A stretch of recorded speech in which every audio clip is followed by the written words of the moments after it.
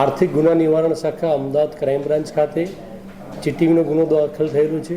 તેમાં ફરિયાદી હિતેશભાઈ પટેલ, જેઓએ આ કામના આરોપી જે છે લલિતભાઈ ગાંધી અને પ્રિયંકાબેન ગાંધી અને દલાલ રાજુભાઈ રાજપૂત નાવ દ્વારા એક મકાન ખરીદેલું હતું, દુકાન ખરીદેલી હતી અને ધંધા માટે પૈસા પણ પૂરા પાડવામાં આવેલા હતા.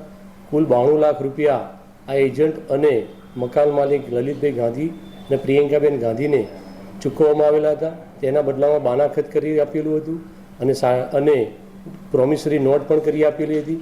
તેમ છતાં આ કામના આરોપીઓએ આ કામના ફરિયાદીને સમયસર દસ્તાવેજ કરી આપેલું નથી. વારંવાર કહેવા છતાં દસ્તાવેજ નહીં કરી આપતા અને પૈસા પણ પરત નહીં આપતા આ ગુનો દાખલ કરવામાં આવેલો છે.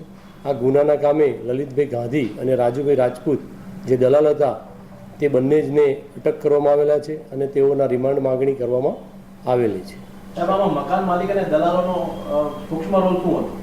આમાં લલિતભાઈ ગાંધી જે છે તેઓ મકાન માલિક હતા અને પ્રિયંકાબેન ગાંધી છે તે મકાનમાં પતિ પત્ની તરીકે ભેગા મળી અને તેના માલિક બનેલા હતા. અને આ બંને પતિ પત્નીએ ભેગા મળી આ કામના ફરિયાદીને મકાન વેચાણ આપેલું, દુકાન વેચાણ આપેલું અને ત્યારબાદ પ્રોમિસરી નોટ પણ બનાવી આપેલી, પરંતુ મકાનનો દસ્તાવેજ કરી આપતા ન હતા અને મકાનનો અને દુકાનનો કબજો પણ આપતા ન હતા. વારંવાર ઉઘરાણી કરવા છતાં આ કામના આરોપીઓ તેઓને પૈસા પરત આપતા ન હતા, જેના કારણે આ કામના ફરિયાદીએ તેઓના વિરુદ્ધમાં ફરિયાદ આપેલી છે.